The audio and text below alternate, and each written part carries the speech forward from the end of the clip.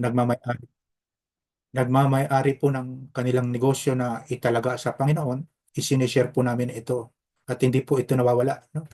Na lagi naming inaalaala ang salita ng Diyos sa mga kapatid natin na nagdededicate ng kanilang mga negosyo, no? Even business. Lagi po namin inuuna ang salita ng Panginoon bago po kami magsalita sa mga tao. Yun naman po ay instruction ng Diyos na po na isulat namin ang banal na kasulatan sa kaisipan ng tao at siya po ang uukit nito sa puso ng isang nilalang. Kaya po sinasamba ninyo, maging ako, magkakatuwang po tayo, no? Okay, kilalanin natin ang kalaban. Sabi po sa verse 8, tingnan po natin. Maging handa kayo at magbantay, no? Kay Apostol James, ano po?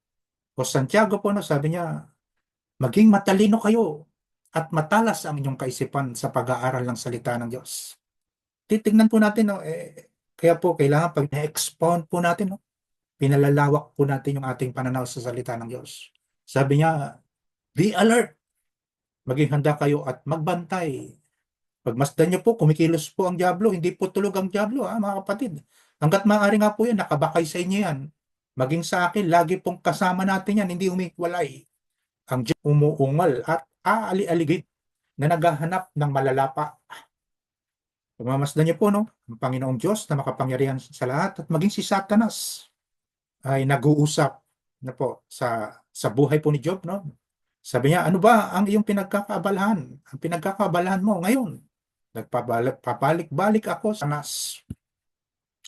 Sumagot si Satanas, nagpapabalik-balik at naglilibot ako sa buong daigdig. Mabilis po ang kilos niya, na. Tingnan niyo po, tayong lahat po ay nabubuhay sa laman. Ang laman po ay mahina. Ngunit ang salita ng Diyos na nasa ating isip, nasa ating puso, ay tunay na malakas. Ay yung na mapapansin sa ating mga buhay na iba't ibang pagsubok na binibigyan ng kapahintulutan ng Diyos upang mates ang ating pananampalataya, mga kapatid. Katulad po ni Job, no? Dumaan siya sa masinsing pagsubok sa iba't ibang pamamaraan na binigyan ng kapahintulutan ng Panginoong Yahweh. Okay, tuloy po tayo, mga kapatid. Labanan ang kalaban in verse 9. Tag kayo sa inyong pananampalataya. Makikita niyo po ang pakikipagtunggali, no? Sa masamang espiritu sapagkat tayo nasa laman, no? Wala tayong ipanlalaban, no, sa atake ng diablo sa buhay natin, mga kapatid. Ang pagkakilala natin sa Diyos. Okay, alam naman natin po kung ano ang buod ng ating pong pananampalataya. Si Kristo'y namatay upang tubusin tayo sa lahat ng ating kasalanan. Pagkalipas ng 3 araw siya'y muling pinuhay ng Amang nasa langit. Nandoon po nakasalalay ang ating pananampalataya. Kristiyano, ang diablo po, mabilis pa po. Mabilis pa po sa alas 3. Karipas ng takbo. Hihiwalay po talaga sa iyan. Sabi niya, no? Tulad ng alam niyo, hindi lamang kayo ang nagtitis. Kung sa panahon na to, mga kapatid, nagtitis kayo ng katakot-takot na mga kahirapan sa buong daigdig. Ephesians, bibilisan ko lang po, no? Doon tayo naputol po sa verse 13 po, no? Bilang pagwawakas, magpakatibay kayo, sabi ni Apostol Pablo po, no? Sabi niya, bilang pangwawakas, magpakatibay kayo sa kalakasan galing sa Panginoon at sa kanyang dakilang kapangyarihan. Suot ninyo ang buong kasuot upang mapaglabanan ninyo ang mga pakana ng diablo. May estratehiya po, ha. Kailangan po maging matalas ang ating mga mata, no? Matalas ang ating mga mata. Okay? Ang ating mga tenga, ang ating mga pananalita, ang ating labi, ang ating dila. Upang mapaglabanan ninyo ang pakana ng diablo. Laban sa mga tao, kundi sa mga pinuno. Wala tayong kalabang tao na kung nakikita po natin ang mga pangyayari sa paligiran natin na sila ay dumadanas ng hagupit ng Diyos dahil sa kanilang pagmamalaki, pagmamataas. Mga kapatid, huwag po natin silang tawanan. Bagkos, hindi tayo pwedeng humusga ng ating kapwa. Ang bilin nga po ng Diyos, ipanalangin natin ang mga tumitilig sa atin na sila'y pagpalain ng Diyos. Sa mga may kapangyarihan, walang kalaban po tayong tao, mga kapatid, ha? Kahit anong atake sa atin, kahit anong bato, hindi natin pwedeng husgahan ng tao. Ano po? Bagkus tayo po ay magpakumbaba. Sapagkat hindi natin nakikita po ang ating kalaban sa mga may kapangyarihan, sa mga tagapamahala ng kadilimang umiiral sa sanlibutan ito, sa mga hubong espiritual ng kasamaan sa himpapawid. Dito po tayo naputol po no, last Sunday po. Kaya't gamitin ninyo ang kasuotang pandigma na mula sa Diyos, sa gayon magdating ng araw na sumalakay ang masama. Listo po tayo, no? Sasalakayin po talaga tayo niyan. Ano po, ako na, ano ko po, na-discern ko po kanina, no? Ano po, parang dinadivert ng diablo po ang aking kaisipan, nawawala yung concentration ko, wala naman ako magagawa, kundi manalangin. Ano po, laging busugin ng sumalakay ang masama upang pagkatapos ng labanan ay matatag pa rin kayong nakatayo. Hindi umatras po, hindi kumakaliwa, hindi kumakanan. Pagkos diretso lang po tayo. Move forward tayo, mga kapatid. Kaya't maging handa kayo, ibigkis ninyo sa inyong baywang ang sinturon ng katotohanan at isuot sa dibdib, hallelujah, ang baluti ng katwiran o sinturon ng katotohanan po. Huwag po natin aalisin ang pamumuhay sa katotohanan sapagkat ang baluti ng katwiran lagi po nandito, nakapaloob sa inyong puso, mga kapatid, ha? Ito po, natatanikalaan po, napoprotektahan ang ating puso ng salita ng katwiran. Talatang 15, isuot ninyo ang sapatos ng pagiging handa sa pangangaral. Iinom lang po ako. Isuot ninyo ang sapatos ng pagiging handa sa pangangaral ng magandang balita ng kapayapaan. Bihira, no? Kailangan po lagi tayong listo, no? May mga pagkakataon, no? Season or not season, no? Preach the gospel. Napag natin ang ebanghelyo ng magandang balita ng kapayapaan, mga kapatid. May mga pagkakataon po yan na hihingin sa atin ng Diyos. Kahit saan man tayo naroon, kahit tayo nakasakay sa pampasaherong jeep, kung hinihingi ng pagkakataon na mga kapatid, kailangan po lagi nating suot ang sapatos ng pagiging handa sa pangangaral ng magandang balita ng kapayapaan. Lagi ninyong gawing panangga.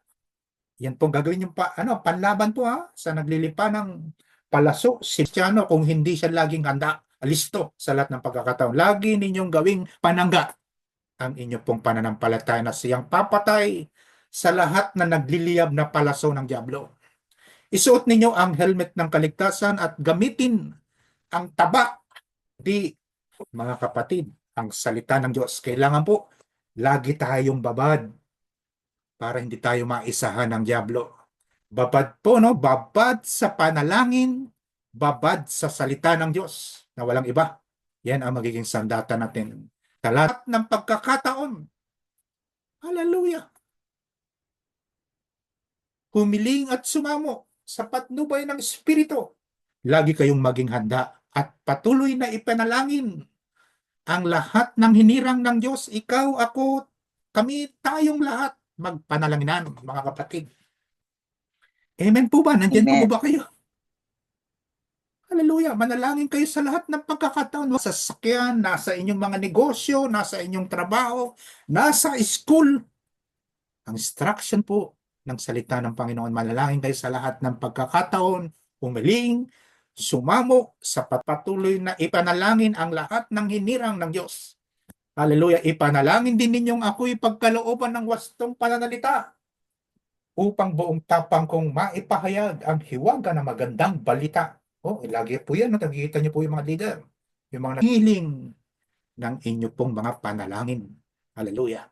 Dahil sa magandang balitang ito, ako'y isinugo at ngayon nakabilanggo. Kaya't ipanalangin ninyong maipahayag ko ito ng buong tapang gaya ng nararapat sa mga sumusunod na talata 6-10. Ngunit ang Diyos ay nagbibigay ng higit pang pagpapala. Kaya't sinasabi ng kasulatan, ang Diyos ay laban sa mga mapagmataas. Tingnan niyo po yung mga pinag-aaralan po natin, tugma-tugma po yun, no? Na po, yung mga prophet, mga kapatid, no? Sabi niya dyan, ang Diyos ay laban sa mga mapagmataas, ngunit pinagpapala niya ang mga mapagpakumbaba. Hallelujah. Kaya nga pasakop ka, nakapaloob sa salitang pagpapasakop sa Diyos. Pagpapasakop sa mga leader, mga kapatid. Tanda po yan ng pagpapakumbaba natin sa Diyos. Yan po ay pagpapasakop ng isang mananampalataya. Kaya nga pasakop kayo sa Diyos, labanan ninyo ang dyablo at lalayuan niya kayo. Tingnan niyo po Nakikita niyo po kapag ang isang Kristiyano po, ang mananampalataya ay nagpapasakop sa Diyos. Mga kapatid, isang sandatanan, hindi tayo madistansyahan o malamangan o maka-first base sa atin pang tayo magkamali. Kaya nga pasakop kayo sa Diyos, labanan ninyo ang dyablo at lalayuan niya kayo. Lumapit mo. Listen, church, hugasan ninyo ang inyong mga kamay, kayong mga makasalanan. Linisin ninyo ang inyong puso, kayong pabago-bago ng isip. Tingnan niyo po ang instruction ng salita ng Diyos, Panatiliin nating malinis ang ating isip, ang pagkatao. Tingnan niyo po, mga kapatid, yan ang pinaka-powerful na panlaban natin sa kasalanan, sa dyablo. Mga kapatid, ingatan po natin, lumapit kayo sa Diyos. Lapit po. Huwag kayong lalayo. Ang gagawin ng Diyos? Kukup-kupin ka ng Diyos. Lalapit siya sa iyo. At number 2, panatiliin mo malinis ang iyong mga kamay. Kayong mga makasalanan, linisin ninyo ang inyong puso. Kayong pabago-bago ng isip. Yan po ay pinakamayablo po ang mayroon tayong malinis na pagkatao. Amen? Maghinagpis kayo, umiyak at tumangis. Palitan ninyo ang pagluha, ang inyong tawanan, at ng kalungkutan ang inyong kagalakan. Magpakumbaba kayo sa harapan ng Panginoon. At ano po? Itataas niya kayo, mga kapatid. Kaya po mahalaga po, sa isang Kristiyano po ang may malinis na puso, ang may pagpapakambabang puso. Ayaw po talaga ng Diyos na ang tao ay nagmamalaki.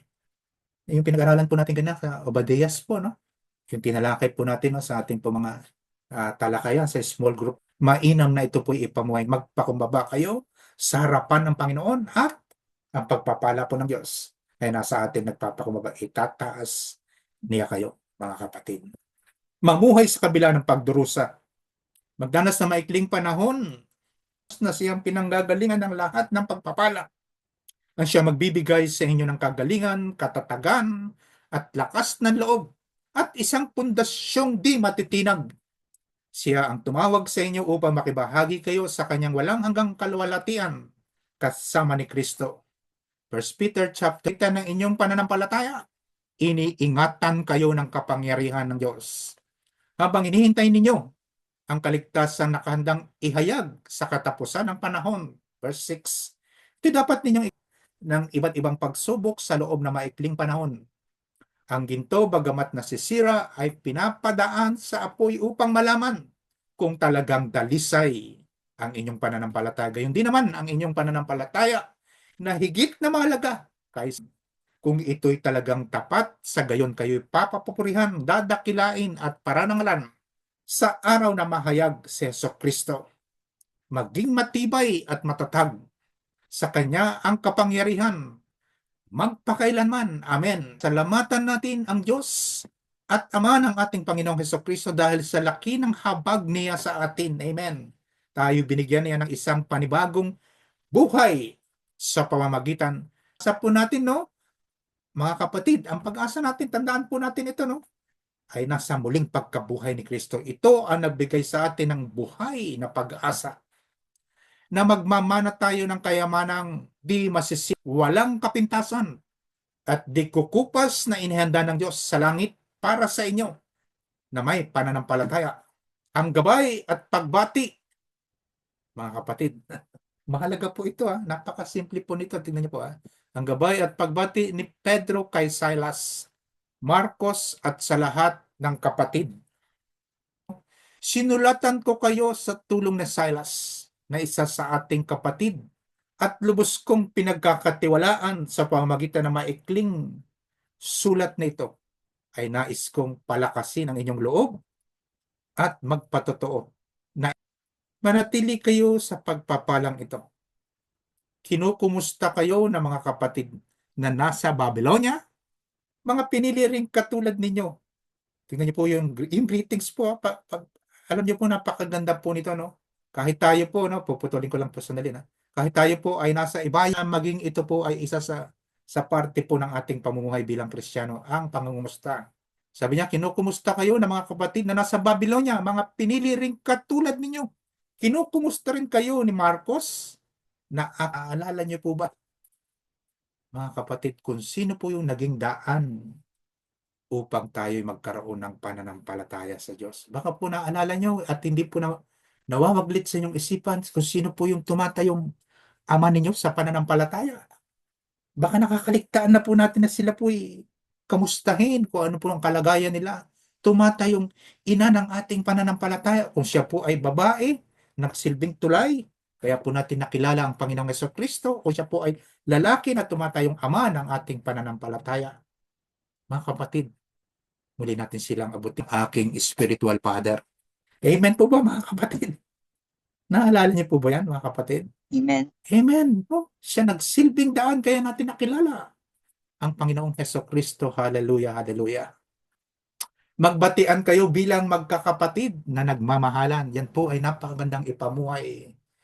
Lalo-lalo na po sa loob at sa labas ng iglesia. Man po, magbatian kayo bilang magkakapatid na nagmamahalan. Bilang nagbabatian, no, may kalakip na pagmamahal sa bawat isa, mga kapatid. Ang kapayapaan ay sumainyong lahat na mga nakipag-isa kay Kristo. Mga kapatid, o meron pa po tayong lalabing ilang minuto po, no? Kaya po na, katulad po na nabanggit ko, no?